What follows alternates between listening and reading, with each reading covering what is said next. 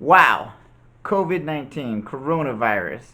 All sports are canceled. Spring training is canceled. The Major League Baseball season has been postponed indefinitely. It's a crazy time to be a sports fan. Hopefully everybody's staying home, they're taking precautions, they're avoiding large crowds, and maybe this video will help to pass the time. For this video, I was planning to look ahead to the new season, maybe make some bold predictions, maybe talk about my expectations for the team. But that seems like impossible to do right now. We don't even know when the season is starting. We don't know how many games they're going to play. We really don't know anything at this point. So instead, I thought it would be a good idea to look back. In this video, I'm going to tell you the top 10 most important Dodgers of the last 35 years.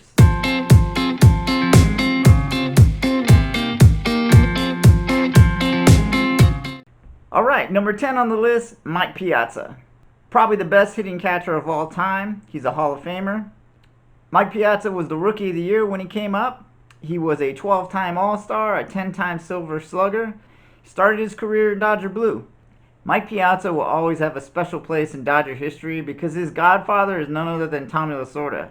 In fact, when he was drafted as a scrawny little kid in the 62nd round of the draft, the Dodgers only did it as a personal favor to Tommy Lasorda. Well, that little kid grew up to be one of the best ball players of all time. Number 9 on my list is Fernando Valenzuela. I mentioned him in my last video. Mexican Americans everywhere love this guy. When he came up in 1981, he was this little chubby Mexican kid, threw this crazy left-handed screwball. He just set the baseball world on fire. Fernando Mania was a huge thing. He's still a big part of the Dodger family today. He broadcasts Dodger games for the Spanish language radio team. His numbers might not compare to some of the other greats. If you were just looking at the back of his baseball card, you might not really understand his full impact and significance, but Dodger fans in LA, we know we love Fernando Valenzuela. Okay, coming in at number 8 and number 7, I've got a tie. Two players that in my mind are synonymous. You cannot separate these two guys. That's Matt Kemp and Orel Hershiser. These guys came up together. They were rookies right around the same time. They grew into their prime together. They were both in the outfield, corner outfielders, one in left, one in right. Matt Kemp of the two probably had the bigger, better statistical career. In 2011, he should have won that MVP. Ryan Braun won, and he was on steroids, so put an asterisk on that one. Orel Hershiser, on the other hand, was one of the most beloved Dodgers.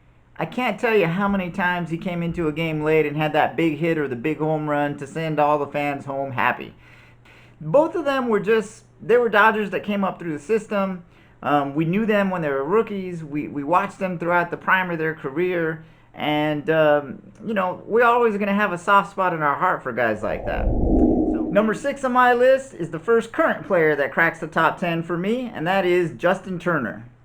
Justin Turner, I believe, is the heart and soul of this current Dodger team. Much like Orel Hershiser, he has a knack for getting the big hit. Who can forget the home run that he hit against the Cubs in the 2017 playoffs? There's nobody you'd rather have up at the plate in a big situation than Justin Turner. He played for the Mets for a couple years. He was a backup player, a utility man. He really didn't do much of anything. He wasn't very good. Dodgers gave him a chance in 2014. They invited him to spring training, gave him a small contract. He had a good spring. He made the team. Fun story, in 2014, at the end of spring training, when the roster had just been finalized, I was at Dodger Stadium taking a tour of the stadium, and I actually rode an elevator with Carl Crawford and Justin Turner.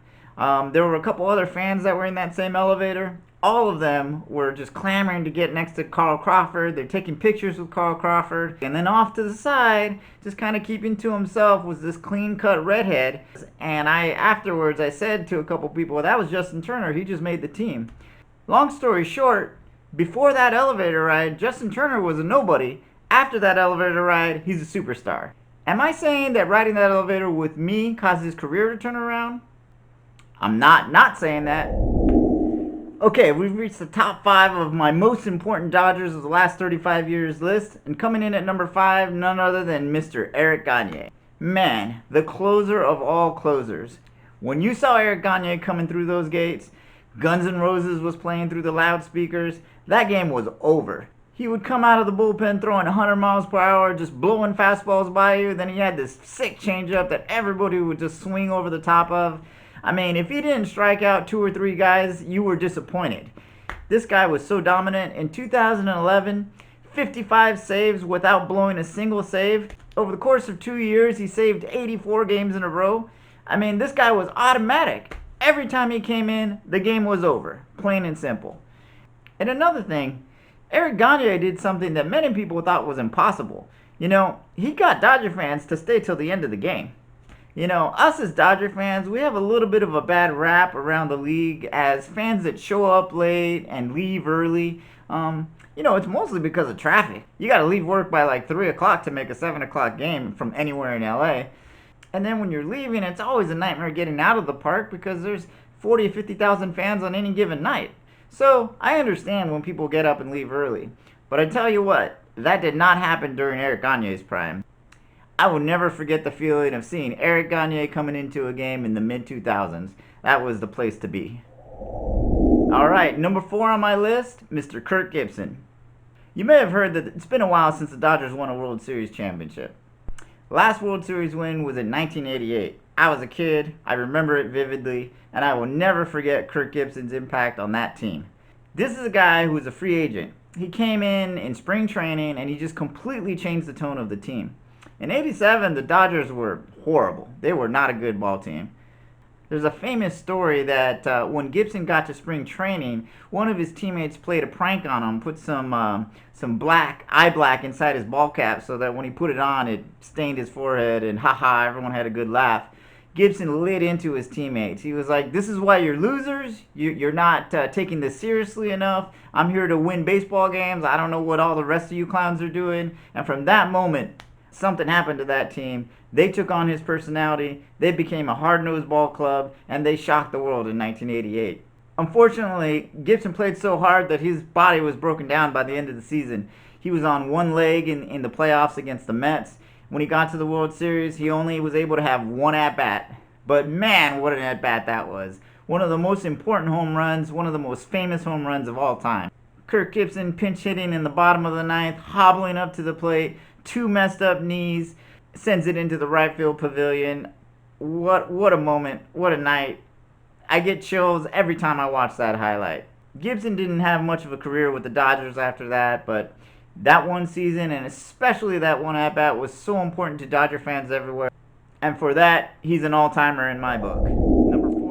Number 3 on my list is Kirk Gibson's teammate, Orel Hershiser. Hershiser was the best pitcher on that ball club, the best pitcher in baseball in 1988. He was this tall and skinny, nerdy-looking guy, but man, could he get guys out.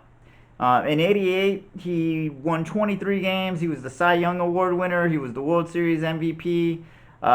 He set the Major League record with 59 consecutive scoreless innings throughout that season. He was as close to unhittable as I've ever seen. And it was so surprising because he didn't blow guys away. He was just smarter than everybody. He just knew how to pitch. Along with Kirk Gibson, he was the main reason why the '88 Dodgers won that World Series. Hershiser is actually still a big part of the team. Hershiser is half of our play-by-play team that calls the baseball games here in LA, so we get to hear him talk about the team every single day. We get to see him on TV all the time. He still bleeds blue. He still loves the Dodgers. He loves Dodger fans, and that's why I've got him at number 3 all time. Number 2 on my list of the most important Dodgers of the last 35 years is Clayton Kershaw. Clayton Kershaw is the greatest pitcher of his generation. There's no two ways about it. If you look at his stats during his peak, during his prime from 2011 through about 2017, he is unmatched, he is unrivaled. Nobody I'd rather have on the mound in a big situation. Even today, when he's lost some of his stuff, when he's not even probably the best pitcher on this team right now, he's still the guy I want on the mound in a big game because he's got that resume, he's got that track record, he's got that determination. He's an all-time Dodger. He spent his whole career with us to this point. Hope he retires a Dodger.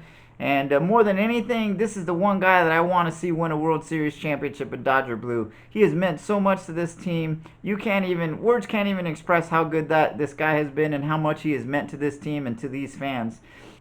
Clayton Kershaw is a surefire first ballot Hall of Famer. The only thing missing from his resume is that elusive World Series title. And I know the narrative out there. I know that people say that he can't perform in the playoffs, that he's some kind of choke artist. It's just not true. I don't have time to get into this right now. It's probably going to be the subject of another video if I'm being honest. But Clayton Kershaw is the man. Number 2 on my list of most important Dodgers of the last 35 years is Clayton Kershaw. Okay, we've reached the top spot of my list of the 10 most important Dodgers of the last 35 years. You might be wondering what player could possibly be at the top of this list. He's already mentioned all of the greats.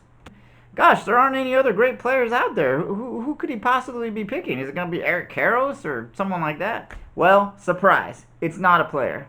The number 1 most important Dodger of the last 35 years is Vin Scully. Vin Scully has been the voice of the Dodgers for as long as any Dodger fan can remember. He started his career in 1950 when the team was still in Brooklyn. He came along with the team in 1958 when they came to LA. For multiple generations of Dodger fans, we've grown up listening to Vin Scully. When I was a kid, I actually grew up in Northern California, but I found out that if I put my radio in the kitchen, I can catch the broadcast, at night at least. So I'd be sitting in the kitchen, 10 o'clock at night, listening to Vin Scully call the game. It's impossible to think about any moment in Dodger history without thinking about Vin Scully and his epic call of that moment. When I think of the 1988 World Series and I think of Kirk Gibson's epic home run, I remember Vin Scully's call. It was pitch perfect in every way. In a year that has been so improbable, the impossible has happened. Man, you can't even write it any better. He just came up with that in the moment off the top of his head. In this day and age of 2- and 3-man booths where there's multiple guys talking and arguing with each other, Vin Scully was a solo act. He called the game all by himself. All you needed was Vin and his ability to tell a story and his ability to draw you in with his voice. It's just impossible to separate Vin Scully from the Dodgers over the last 35 years, and that's why he comes in number 1 on my list. Alright, thanks for watching. I hope you enjoyed that. Give me a like and a subscribe if you did. What did you think of my rankings? Did you think I forgot somebody? Do you not like where I put somebody in the list? Go ahead and comment below and we could debate. So that's going to do it for now, and we'll see you next week.